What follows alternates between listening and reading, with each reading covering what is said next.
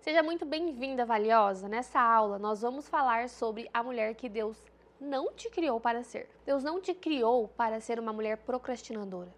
Deus não te criou para ser uma mulher inconstante. Deus não te criou para ser essa mulher ansiosa. Deus não te criou para ser uma mulher acomodada. Deus não te criou para ser uma mulher indecisa. E Deus não te criou para ser uma mulher medrosa. E quem sabe você acredite que essa é quem você é, que Deus te criou para ser exatamente assim. Quem sabe você repete para si mesmo: eu sou assim mesmo, eu deixo tudo para a última hora.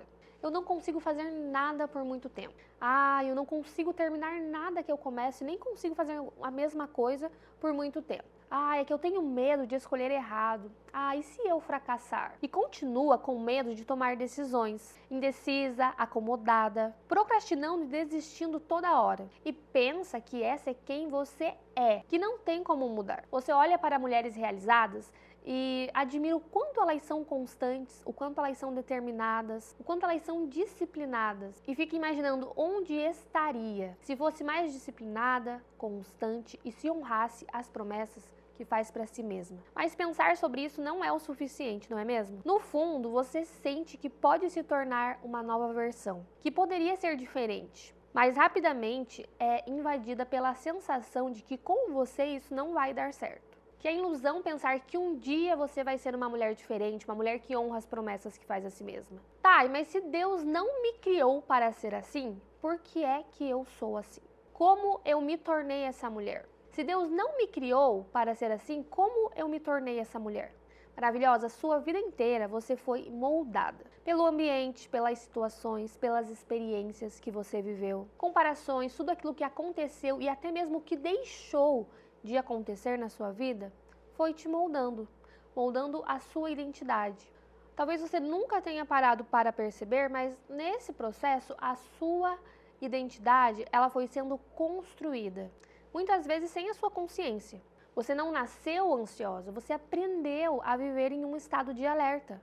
Você não nasceu procrastinadora. Você aprendeu a fugir do que exige demais de você. Você não nasceu inconstante, você só não aprendeu a continuar. A nossa identidade é formada pela repetição das experiências que vivemos, das imagens mentais que criamos de nós mesmas e daquilo que aceitamos como verdade sobre quem somos. Você precisa compreender isso. A sua identidade, ela é formada pela repetição das experiências que você viveu, pelas imagens mentais que você cria quando você pensa sobre si mesma, pela verdade que você cria na sua cabeça ao seu respeito. E essa identidade, ela é como um sistema operacional invisível que comanda as tuas decisões, os teus comportamentos e os teus pensamentos. Você aprendeu a seguir modelos. Desde a infância você observa, absorve e imita. Essa é uma forma natural do aprendizado. Você reproduziu atitudes que viu em casa, padrões emocionais que aprendeu com a sua mãe, frases que ouvia na escola, até comportamentos das pessoas que você admirava, independente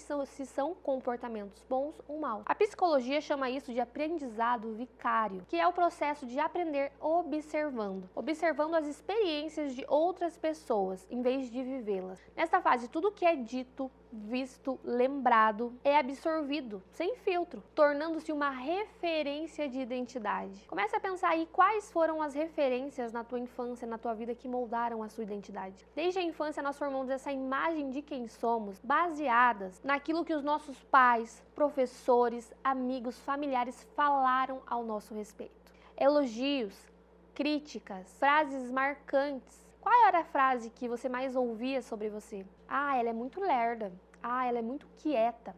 Ela é muito bagunceira. Ela é muito desorganizada. E como ela é difícil. E essas frases você ouve tanto que elas se tornam verdades dentro de você.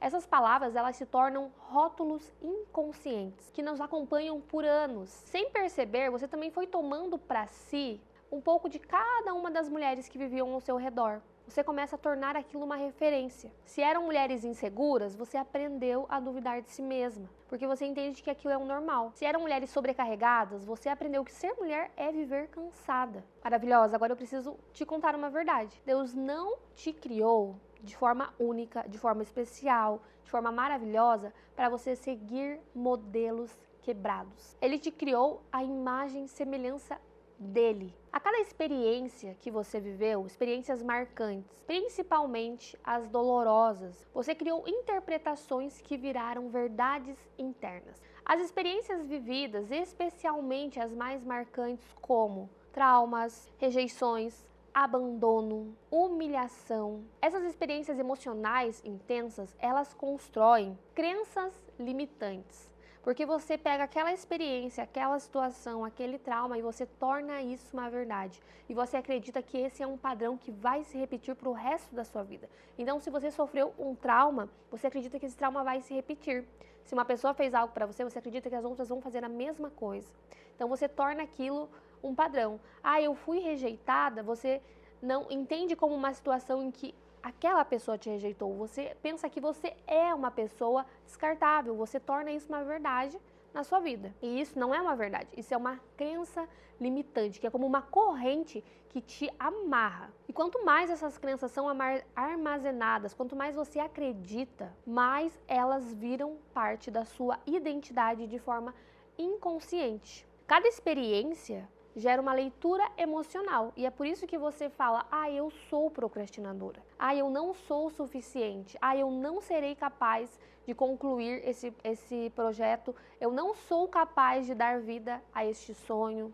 Essas frases, elas parecem pensamentos, mas na verdade, elas são a sua identidade emocional e foram formadas a partir da dor. A neurociência mostra que o nosso cérebro, ele molda as nossas conexões com base nas repetições das nossas crenças. Quanto mais você repete uma crença limitante, mais o seu cérebro, ele acredita nisso. Então, quanto mais você pensa e você fala: ah, eu não consigo mudar, mais você torna isso uma verdade. Outro ponto que pode ter te moldado é a comparação. Você sofre com a comparação? Quantas vezes você olhou para outra mulher e pensou: ah, ela consegue porque para ela é mais fácil. Ela consegue porque ela é diferente de mim, porque ela não viveu o que eu vivi. Ah, ela é constante, ela sempre foi assim, eu nunca vou ser. Você sabia que a comparação social é um mecanismo que nós usamos para nos avaliar, para medir o nosso valor? Quando nós não temos uma medida do nosso desempenho, algo para nos basear, nós olhamos para outras pessoas e começamos a nos comparar, e a partir dessa comparação nós começamos a estabelecer qual deveria ser o nosso desempenho. A comparação, ela pode destruir a sua identidade, roubando a sua visão sobre a sua história e sobretudo sobre tudo aquilo que você já viveu. Ela pode gerar o sentimento de insegurança, frustração e uma grande insatisfação com a sua própria vida.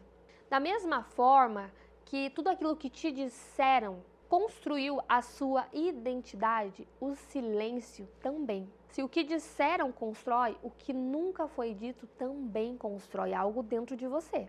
Também gera um sentimento, também gera uma crença limitante. Então, quando faltou afirmação, faltou escuta, faltou direção, faltou colo, você pode ter uma grande insegurança. Porque nunca ninguém te fez enxergar o seu valor. Nunca ninguém te orientou e te direcionou e te mostrou um caminho novo. E isso vai gerando uma falsa identidade de que se ninguém me valida é porque eu não tenho valor. Ou se ninguém nunca me corrigiu é porque eu nunca estou errada. Se ninguém nunca me amou é porque eu não sou amável. Esses vazios, eles gritam dentro de você até hoje. E é por isso que eu tô aqui nessa primeira aula para te lembrar que Deus não te criou para ser assim. E muitas dessas batalhas que você enfrenta hoje com a sua identidade, elas não vêm de um excesso de informação, mas de uma carência na sua formação emocional e espiritual. Você não foi criada para competir, para copiar, para ser igual a outras mulheres.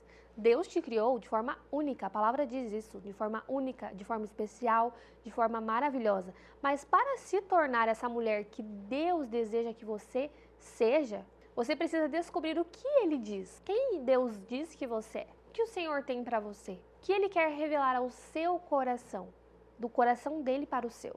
E isso vai exigir um posicionamento da sua parte. É a partir das experiências que você viveu, dos relacionamentos significativos, dos elogios e críticas recebidos e das crenças que você internalizou, que a sua visão de mundo e a sua autoimagem foram formadas.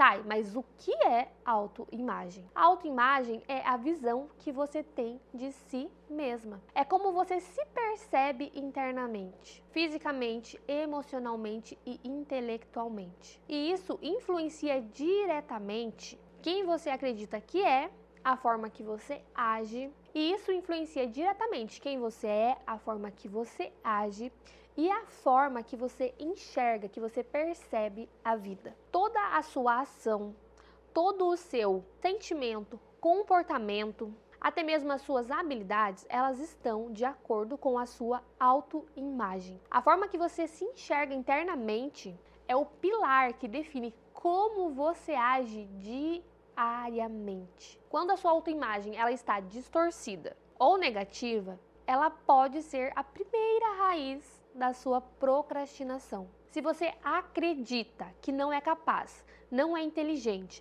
não é o suficiente, que vai errar, que vai decepcionar, inconscientemente você vai adiar as tarefas importantes. Por que é que eu vou começar a fazer algo que eu sei internamente que vai dar errado? Que eu acredito internamente que eu não sou capaz. Por que é que eu vou começar isso? Eu nem começo, eu vou ficar adiando e procrastinando porque dentro de mim eu nem acredito que vai dar certo. Tá entendendo da onde vem a sua procrastinação? Se você se vê como uma pessoa mediana, sem nada especial, mesmo sendo uma mulher muito capaz, você nem tenta crescer. Você não consegue valorizar o seu trabalho. Você não tem nem coragem de criar algo novo.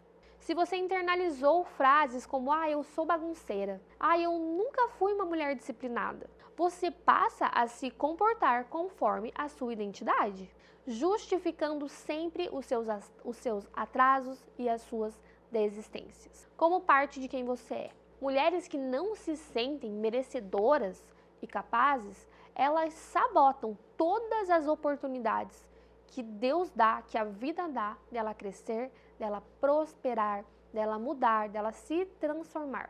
Então, a verdade é que a maneira que você se comporta revela a maneira que você se vê.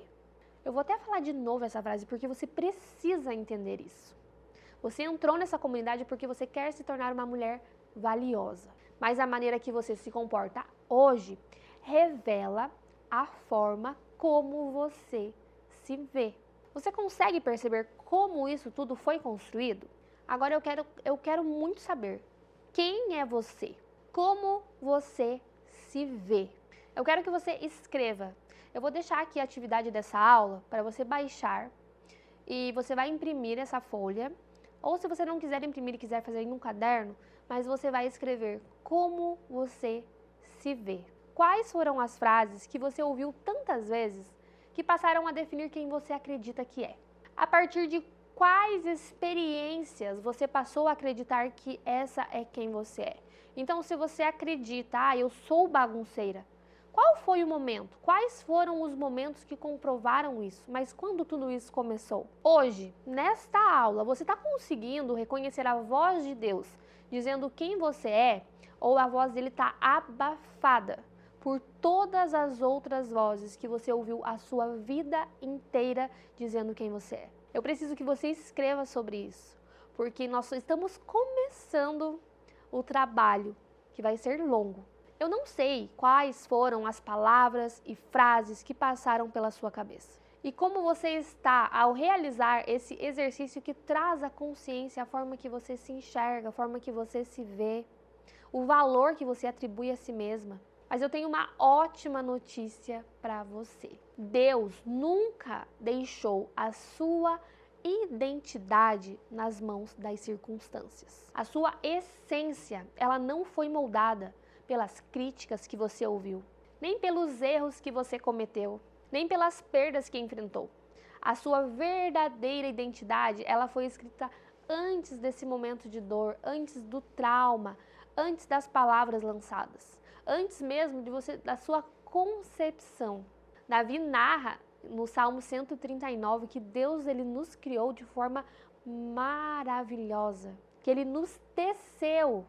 O nosso ser é a nossa identidade, isso não é algo aleatório, nasceu assim, nada na nossa vida é por acaso. Você pode sim ter sido ferida, rotulada, abandonada ou rejeitada. Mas nenhuma dessas coisas tem autoridade para definir quem você é. Porque o único que pode definir quem você é aquele que te criou. Quando Deus te deu os dons que Ele te deu, Ele já conhecia as suas fragilidades. Quando Ele confiou sonhos, ideias ao seu coração, Ele levou em conta todas as tuas debilidades. Quando Ele te escolheu para viver algo maior, Ele já sabia qual era a sua personalidade. E é exatamente nessas debilidades, nessas dificuldades, nesses problemas que nós somos moldadas, amadurecidas.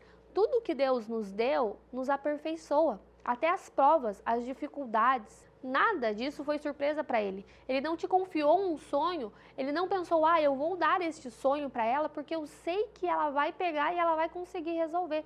Ele sabia de cada uma das dificuldades que você teria para se tornar a mulher que Ele quer que você seja. Mas eu preciso que você compreenda que é nas dificuldades que nós somos aperfeiçoadas. Não existe uma vida sem problemas, não existe uma vida sem processos. Não existe uma vida onde você vai acordar hoje, você vai acordar amanhã, vai ter uma caixa na frente da sua porta e você vai abrir e vai estar lá todas as bênçãos de Deus para a sua vida, sem você ter aprendido nada com isso. Porque é esse processo de amadurecimento, de aprendizado que nos prepara para lidar com aquilo que Deus tem.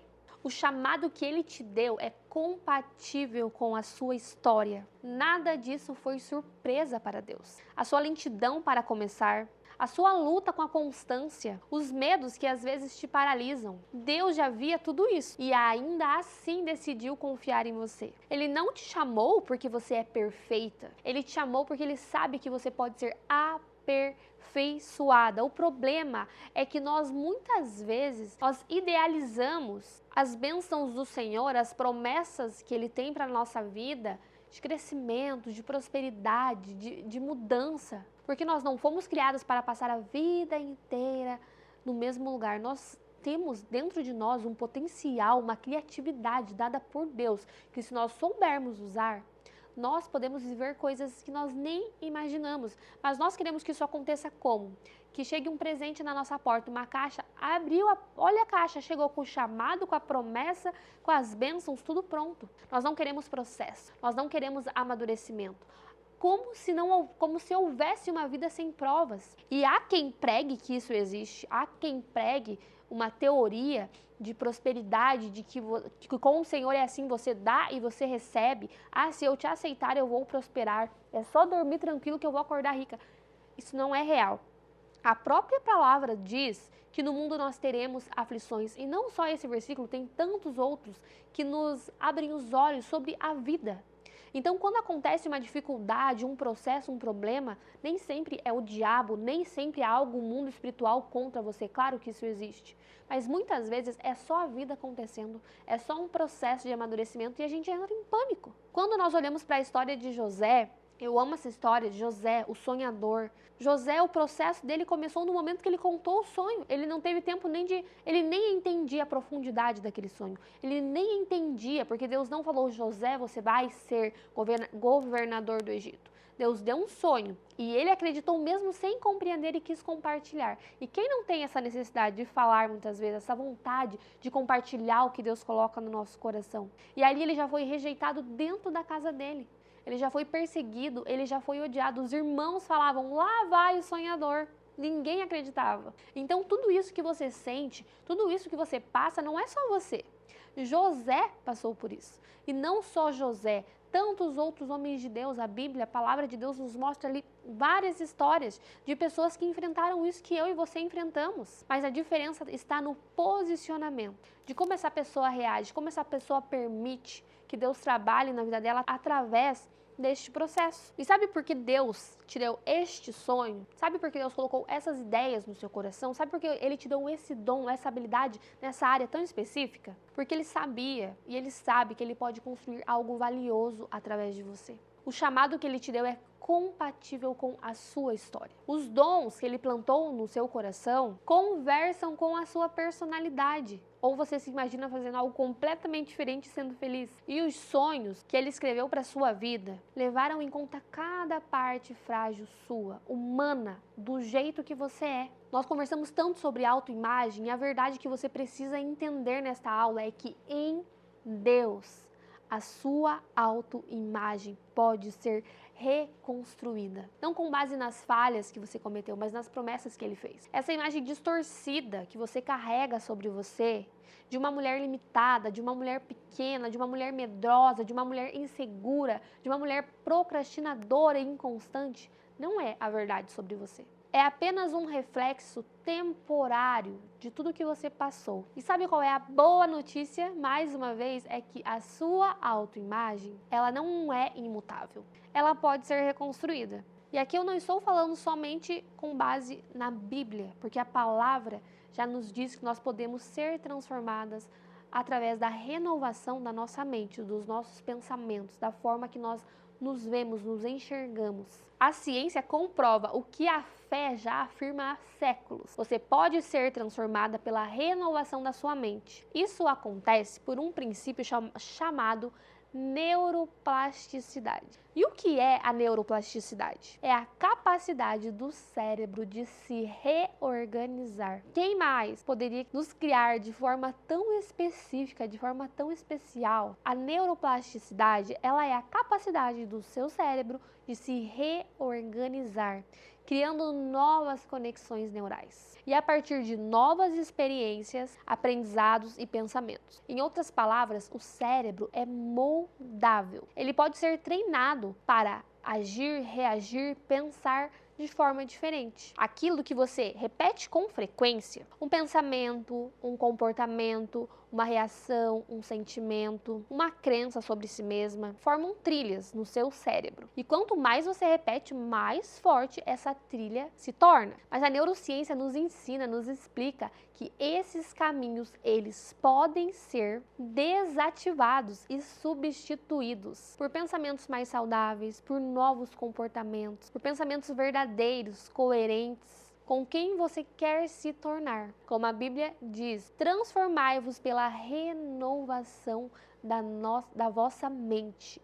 Quando você começa a expor a sua mente à palavra de Deus, meditar na verdade e reprogramar o que acredita sobre si mesma, o seu cérebro responde a isso. E você começa a criar novos circuitos neurais, baseados na nova identidade, a identidade que Deus te deu. A minha pergunta agora é: você está pronta para trilhar comigo este caminho dentro da comunidade valiosa? E o primeiro passo é ter clareza da mulher que você não nasceu para ser. Então a tarefa dessa aula é você escrever uma carta para si mesma. Você vai pegar neste momento um caderno, você vai colocar um louvor, você vai orar e você vai começar a escrever sobre você. E você vai escrever assim: eu não nasci para ser, e aí você vai descrever quem você tem sido e que você não quer ser mais. Porque nós estamos hoje deixando para trás a mulher que você era.